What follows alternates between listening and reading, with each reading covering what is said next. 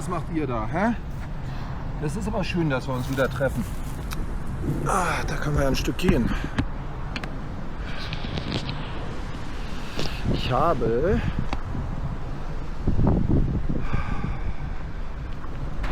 die Absicht, heute über einen weiteren Aspekt des Universums zu sprechen. Und das ist dieser Zentrismus, was uns dann wiederum dazu führt zu sagen, da ist eine Gleichheit bei dem großen Universum und bei diesen kleineren Universen. Ich muss das mal zeigen hier, diese riesigen Windräder, das hört sich an wie ein Flugzeug. Und hier sind verschiedene solcher Riesen. Hier.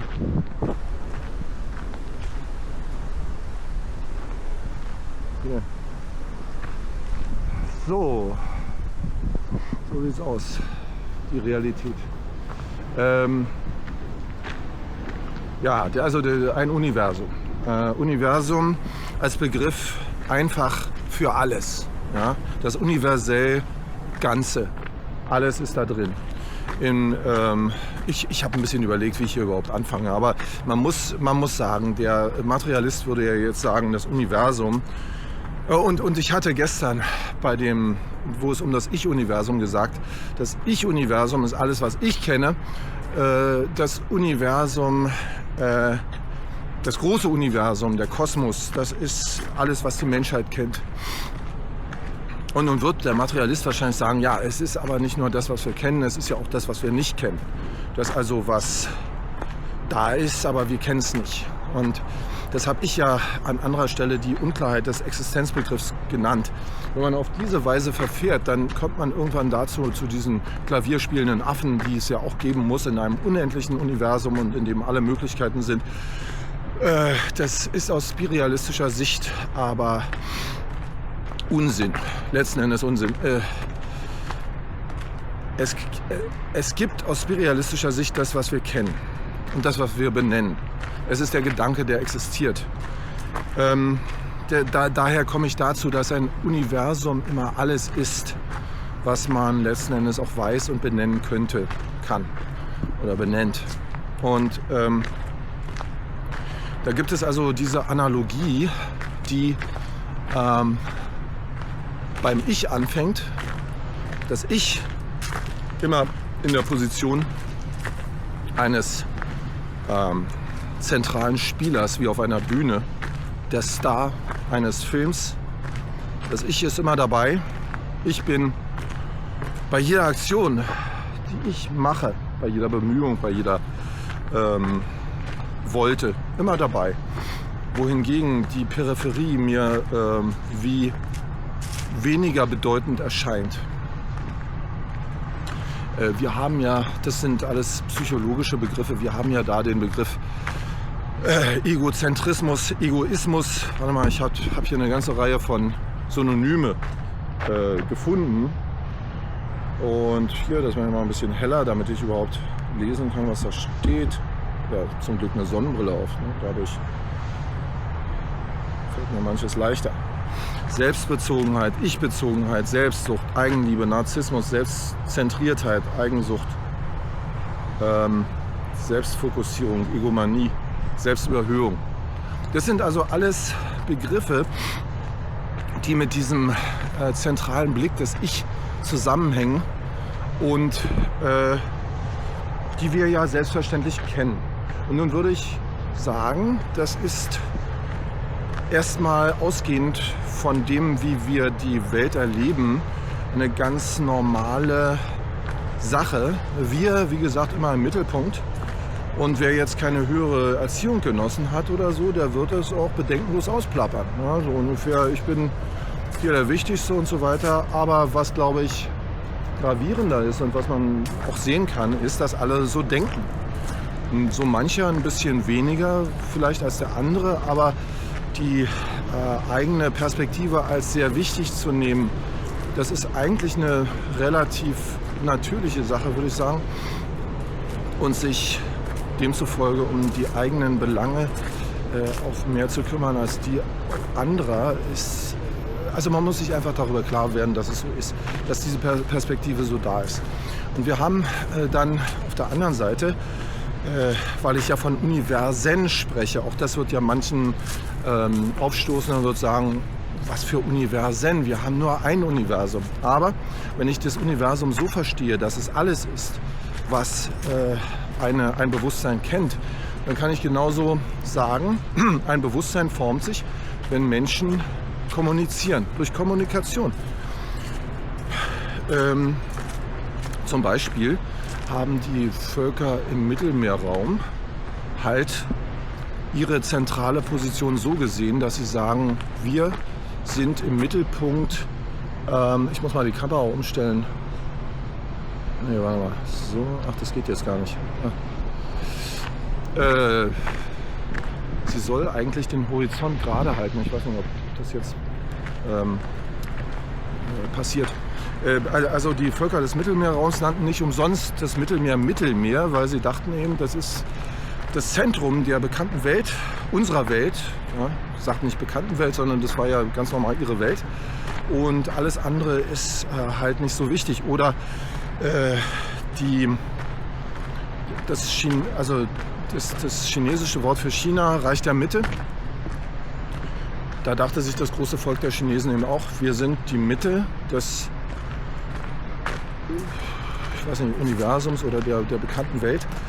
Und das chinesische Zeichen für China ist ja auch eine Zielscheibe, durch die in der Mitte ein Pfeil geht. Ja, von oben nach unten so.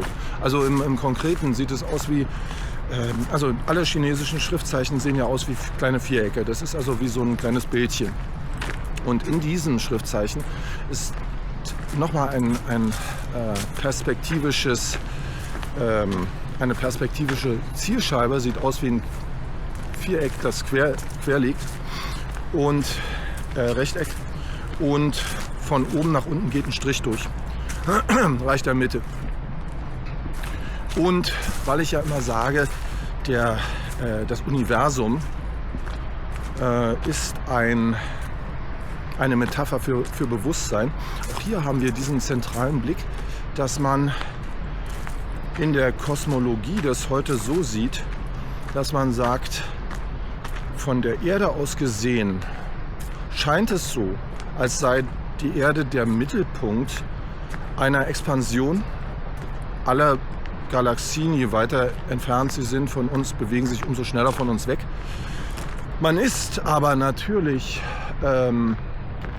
schlau genug, dass man nicht sagt, also die Erde ist tatsächlich das Zentrum der Galaxis, des Universums, sondern das kann man sich schon vorstellen, dass das lächerlich wirken würde, insbesondere wenn man sich das Weltall als unbegrenzt und unendlich vorstellt, dass nun ausgerechnet die Erde wiederum das Zentrum sein könnte, sondern man sagt, das Universum hat kein Zentrum. Und von jedem Punkt des Universums würde man in etwa dasselbe sehen. Das ist aus meiner Sicht eine Hinwendung der materialistischen Wissenschaft hin zu einer eigentlich geistigen Sichtweise. Vielleicht wäre es so, dass wenn man an jedem Punkt des Universums ein Bewusstsein hätte, dass man dann dort dasselbe wahrnehmen würde. Also gerade in Bezug auf den Kosmos, auf die Bewegung der Himmelskörper, war ja dieser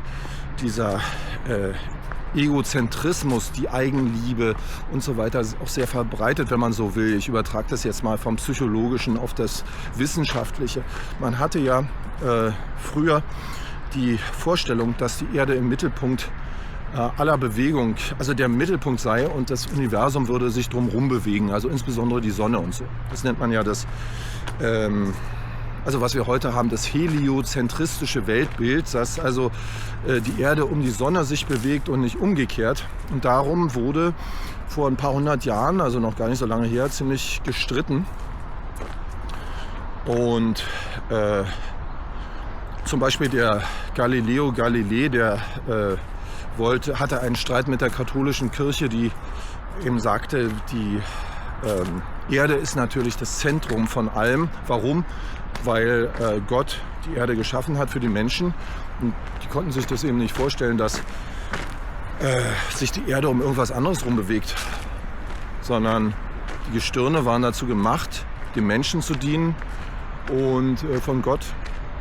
Und das war eben das Narrativ damals. Und heute, und dann hat der Galileo unter anderem, vorher Kopernikus, beobachtet, dass sich die Erde um die Sonne bewegt, was also unser heutiger Stand ist. Ja. Und dann gibt es da eben auch noch einige Sachen, die quasi diesen Zentrismus, den der Mensch immer hat, diesen Egozentrismus ganz greifbar machen. Also zum Beispiel die Idee, der Mensch als Krone der Schöpfung. Das ist also insbesondere eine Idee, die aus der Sicht des Spiritualismus ein bisschen lächerlich wirkt, weil als Teil der Schöpfung und als Quelle auch von Information ist der Mensch natürlich, das wirkt ja fast ein bisschen lächerlich, wenn der sagt, ich bin die Krone der Schöpfung und ein mal angenommener Gott, der auf alles schauen könnte, würde das hören und würde sagen, oh, da sende ich mal ein paar Blitze hin. Wenn es ein Gott wäre, dem das überhaupt auffällt. Aber ich denke, das ist einfach die Schöpfung, dass alles sein kann, jeder Gedanke kann gedacht werden, auch dieser der Selbstüberhöhung. Und wie gesagt, der liegt ja nahe, denn dieser zentristische Blick, der ist jedem Universum gemein. Was wiederum darauf hindeutet, dass jedes Universum auch Bewusstsein ist. Der Mensch als Krone der Schöpfung. Die Sicht des Menschen als sein Denken ist einzigartig und er blickt auf eine unbewusste Natur. Das alles ist Materie, völlig unbewusst, sozusagen ohne Sinn, funktioniert nach irgendwelchen Algorithmen, die man dann jeweils findet. Und nur man selber hat das Bewusstsein, diese klugen Gedanken, nochmal abgeschwächt dadurch, dass irgendjemand, also Freud, findet, dass es da auch noch Gedanken jenseits dessen gibt, was wir wissen. Aber indem man es benennt und sagt, es ist das Unterbewusste, hat man schon wieder den Eindruck, man habe es verstanden, eingegrenzt. Und nunmehr benutzt man den Begriff und hat wieder alles im Griff. Also das, wie gesagt, das ist also so ein Phänomen, was damit im Zusammenhang steht mit diesem Egozentrismus. Ich persönlich muss auch sagen, dass auch dieses Höhlengleichnis aus meiner Sicht etwas damit zu tun hat, dieser Merkwürdigkeit, dass der Mensch sich persönlich zu jedem Zeitpunkt seines Lebens an der Spitze von etwas glaubt und die Menschheit als große Gruppe ebenfalls. Also dieses Phänomen, dass ich hatte das ja in dem Filmchen Ist die Erde rund oder flach? Ein bisschen dargelegt, die Relativität dieses Erkenntnisprozesses. Es ist immer so, zu jedem Zeitpunkt, dass du denkst, oder die Menschheit denkt, sie sei an der Spitze von Erkenntnis angelangt und nun geht es eigentlich nicht mehr weiter. Ich erinnere an das Buch Das Ende der Geschichte. Da geht es mehr so um Gesellschaftspolitik und so. Oder an die Tatsache, wie gesagt, dass also die meisten Kommentare waren eigentlich bei Ist die Erde rund oder flach, wo dann natürlich Leute sagen, ja, das ist logisch, ne? Was spinnt der da? Natürlich ist sie rund. Und wie gesagt, dieses Denken, dass man nun das Endgültige gefunden hat Das gibt es in jedem Zeitalter. Also geradezu der Gedanke, dass die Geschichte ein Ende hätte und dass man nunmehr dazu übergehen könnte, zurückzublicken, was man ja sowieso tut. Die Vergangenheit liegt wie gefroren da. Man selber schaut auf sie und sagt sich, oh, wie naiv war ich. Das also korrespondiert sehr mit diesem Höhlengleichnis. Allerdings habe ich das Höhlengleichnis immer so verstanden oder habe es mir so gedacht, dass das ein fortwährender Prozess ist. Während das Höhlengleichnis von Plato ist ja eigentlich eher so geschildert, dass nachdem der Mensch naiv war und in der Höhle war und hat die Schatten an der Wand für die Realität gehalten, nun tritt er hinaus ins Licht und hat den Eindruck der vollen Pracht der Natur. Er sieht alles und denkt sich, wie konnte ich nur so naiv gewesen sein, dort in dieser Höhle zu hocken und die Schatten an der Wand zu sehen. Gleichzeitig gibt es manchmal eine Sehnsucht, wieder die alte Naivität zu erreichen. Die Geschichte liegt jetzt nahe, da sage ich es mal. Die DDR zum Beispiel, das war ja so eine Höhle, wo alle auch ein bisschen verblendet waren durch die fortwährende Propaganda. Der Sozialismus wäre so gut und so weiter. Der Kapitalismus erschien manchen ein bisschen härter. Und dann gab es so eine Bewegung, man könnte sagen, Leute, die sich zur DDR zurücksehnten. Man möchte wieder zurück, aber man spürt auch gleichzeitig, das geht nicht. Ja, du kannst nicht wieder in diese eigentliche Naivität zurück, die damals herrschte. Einerseits war die Propaganda da und man glaubte sie auch ein bisschen irgendwie. Obwohl man genau wusste, dass was man in der Realität im Sozialismus zu erleben hatte, das war nicht so schön. Das war dröge, das war Verschwendung, Lebenszeitverschwendung zum Teil. Ich meine, ja, die Leute haben auch gelebt, aber es war schlimm, wenn man sozusagen zum Beispiel, ich weiß noch, als Kinder sind wir halt viel Fahrrad gefahren und die Ventile, die es immer gab im Osten, die waren ganz schön schlecht und haben dann dauernd versagt. Und dann kamen wir zum Reifenhändler und haben gesagt, bitte ein Ventil. Und er sagte, haben wir nicht. Ja, müsst ihr am Donnerstag wieder Fragen kommen, da kommt Lieferung. Mal sehen, wir wissen nicht, ob das mitkommt. Also so war das. Um jeden Dreck musste man sich bemühen, musste sich anstellen, hat seine Zeit verplempert und vergammelt. Während im Westen war das dann so, dass alles wie in so einem wohlgeordneten Regal einfach da war. Du musstest bloß den Kaufpreis hinlegen, dann konntest du es erwerben. Und ja, gerade in dem Zusammenhang, also wenn man mit diesem Höhlengleichnis kommt, nun scheint es ja wieder zurückzugehen. Ne? Also zurück in die Wirtschaft, wo man sagt, ja, wir müssen den Mangel verwalten und so. Das ist die Geschichte, wie sie wirklich verläuft. Also sie verläuft nicht von unten nach oben und wir sind immer an der Spitze, sondern sie verläuft in Wellen. Und sie erreicht Höhen, aber dann auch wieder Tiefen. Und deshalb kann die Geschichte niemals zu Ende sein. Und die Erkenntnis kann niemals zum Ende kommen. Und das, was wir heute wissen, das sage ich einfach immer wieder. Und das ist irgendwie auch der springende Punkt. Das hat eine Halbwertszeit. Deshalb ist der Gedanke absurd. Wir wären an der Spitze, man könne es nicht anders sehen. Das wäre einfach das Nonplusultra oder so. Ebenso wie der Gedanke absurd ist, dass die Erde im Zentrum des Universums läge oder dass tatsächlich man der Star in einem Film wäre, was dann wiederum zu vielen Weiterungen führt. Zum Beispiel vielleicht eine Überschüchternheit, also wenn man denkt, man würde von ganz vielen Leuten beobachtet bei dem, was man nun gerade tut, dann verkennt man natürlich, dass jeder dieses Ich-Universum, dass jeder dieses Ich als Zentrum hat in seinem Universum und so viel Aufmerksamkeit ist gar nicht da für das einzelne Universum, also für das einzelne Ich